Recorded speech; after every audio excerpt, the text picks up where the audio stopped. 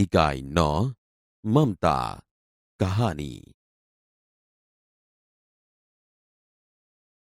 रोहतास दुर्ग के प्रकोष्ठ में बैठी हुई युवती ममता शोण के तीक्ष्ण गंभीर प्रवाह को देख रही थी। मन में वेदना, मस्तक में आंधी, आंखों में पानी की बरसात लिए वह विकल थी।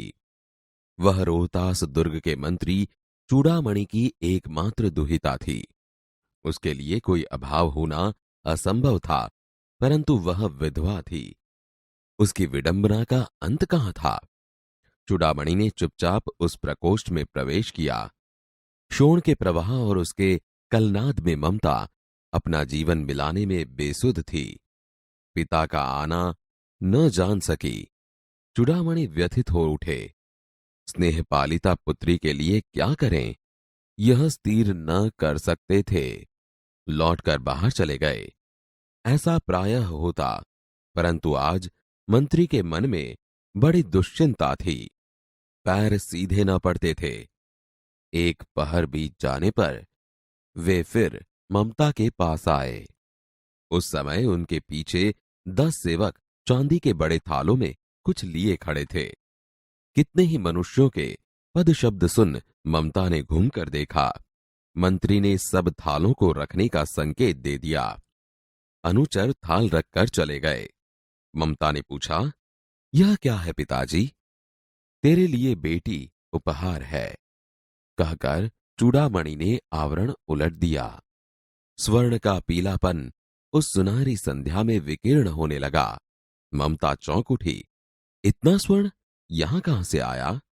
चुप रहो ममता, यह तुम्हारे लिए है। तो क्या आपने शत्रु का उत्कोच स्वीकार कर लिया? पिताजी, यह अनर्थ है, अर्थ नहीं। लौटा दीजिए पिताजी, हम लोग ब्राह्मण हैं। इतना सोना लेकर क्या करेंगे?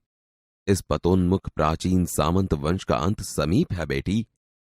किसी भी दिन शेरशाह रोहतास दुर्ग पर अधिकार कर सकता है। उस दिन मंत्रित्व न रहेगा, तब के लिए बेटी। हे भगवान, विपद के लिए इतना आयोजन, परमपिता की इच्छा के विरुद्ध इतना साहस। पिताजी, क्या भीख न मिलेगी? क्या कोई हमें 2 मुट्ठी अन्न न देगा? यह असंभव है। फेर दीजिए पिताजी। मैं कांप रही हूं। इसकी चमक आंखों को अंधा बना रही है। मूर्ख है, कहकर चूड़ामणि चले गए। दूसरे दिन जब डोलियों का तांता आ रहा था, मंत्री चूड़ामणि का हृदय धक धक करने लगा। वे अपने को रोक न सके। उन्होंने जाकर रोहतास दुर्ग के तोरण पर डोलियों का आवरण खुलवाना चाहा। पठानों ने कहा, यह महिलाओं का अपमान करना है। बात बढ़ गई। तलवारें खींची। मंत्री वहीं मारे गए।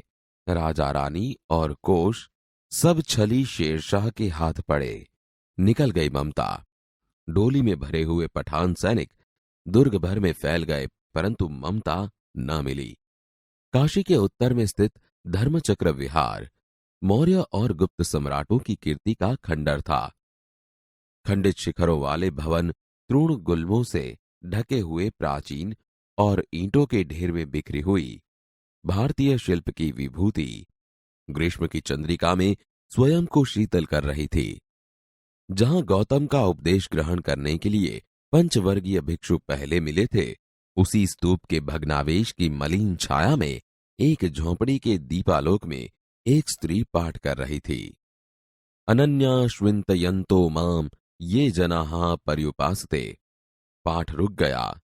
एक भीषण और हताश आकृति दीपक के मंद प्रकाश में सामने खड़ी थी। स्त्री उठी। उसने कपाट बंद करना चाहा, परंतु उस व्यक्ति ने कहा, माता, मुझे आश्रय चाहिए। तुम कौन हो? स्त्री ने पूछा। मैं मुगल हूं।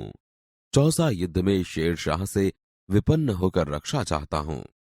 इस रात अब आगे चलने में असमर्थ हूं। क्या शेरशाह से? स्त्री ने अपने ओठ काट लिए। हां माता, परंतु तुम भी वैसे ही क्रूर हो।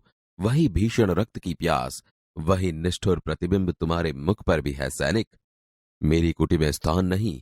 जाओ, कहीं दूसरा आश्रय खोज लो। गला सूख रहा है, साथी छूट गए हैं, अश्व गिर गए हैं। इतना थका हुआ हूं। इतना कहते कहते व्यक्ति धम से बैठ गया।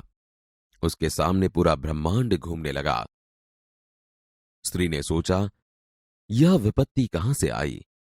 उसने जल दिया, मुगलों के प्राणों की रक्षा हुई। वह सोचने लगी कि ये सब दया के पात्र नहीं, मेरे पिता का वध करने वाले आतताई। घृणा से उसका मन विरक्त हो गया। स्वस्थ होकर मुगल ने कहा, माता, तो फिर मैं यहां से चला जाऊं। स्त्री विचार कर रही थी, मैं ब्राह्मणी हूं, मुझे तो अपना धर्म अतिथि देव के सत्कार का पालन करना चाहिए। परंतु यहां नहीं नहीं, ये सब दया के पात्र नहीं, परंतु यह दया तो नहीं, कर्तव्य करना है। तब मुगल अपनी तलवार टेक कर उठ खड़ा हुआ। ममता ने कहा, क्या आश्चर्य है कि तुम भी छल न करो। ठहरो।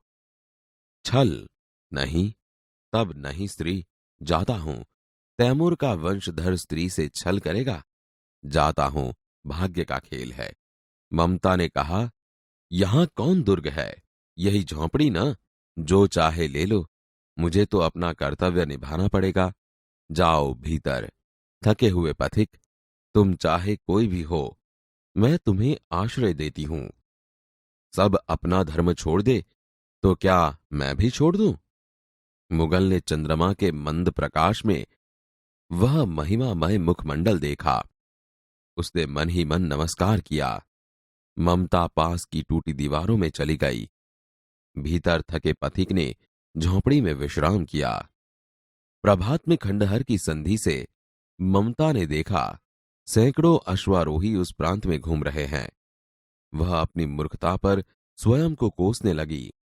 एकाएक झोंपड़ी से निकलकर उस पथिक ने कहा, मिर्जा, मैं यहां हूं। शब्द सुनते ही प्रसन्नता की चित्कार ध्वनि से वह प्रांत गूंज उठा।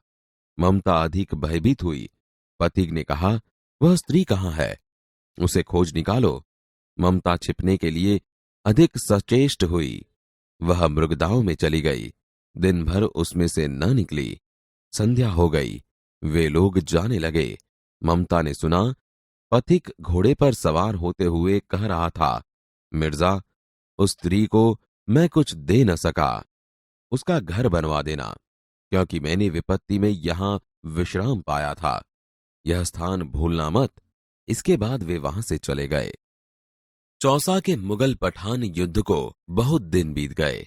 ममता अब 70 वर्ष की वृद्धा है। एक दिन वह अपनी झोंपड़ी में पड़ी थी। शीतकाल का प्रभाव था। उसका जीर्ण कंकाल खांसी से गूंज रहा था।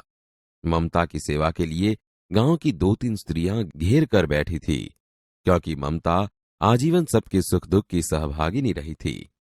ममता ने जल पीना चाहा। एक स्त्री ने सीपी से जल पिलाया।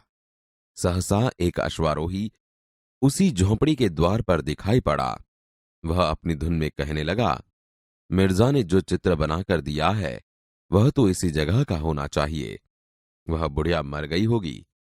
अब किससे पूछूं कि एक दिन शहंशाह हुमायूं किस छप्पर के नीचे बैठे थे। यह घटना भी तो 47 वर्ष से ऊपर की हुई। ममता ने अपने विकल कानों से सुना। उनके पास की स्त्री से कहा, उसे बुलाओ। अश्वारोही पास आया। ममता ने रुक रुक कर कहा, मैं नहीं जानती कि वह शहंशाह था या साधारण मुगल, पर एक दिन इसी झोंपड़ी के नीचे वह रहा। मैंने सुना था कि वह मेरा घर बनवाने की आज्ञा दे चुका था। भगवान ने सुन लिया। आज मैं इसे छोड़े जाती हूं। अब तुम इसका मकान बनाओ या महल। मैं अपने चीर विश्राम गृह में जाती हूं। बुढ़िया के प्राण पखेरु उड़ गए। वह अश्वारोही अवाक खड़ा रह गया। वहां एक अष्टकोण मंदिर बना और उस पर शिलालेख लगाया गया। 7 देश के नरेश हुमायूं ने एक दिन यहां विश्राम किया था। उनके पुत्र अकबर ने उनकी स्मृति में यह विशाल गगनचुंबी मंदिर बनवाया, पर उसमें ममता का कहीं नाम न था।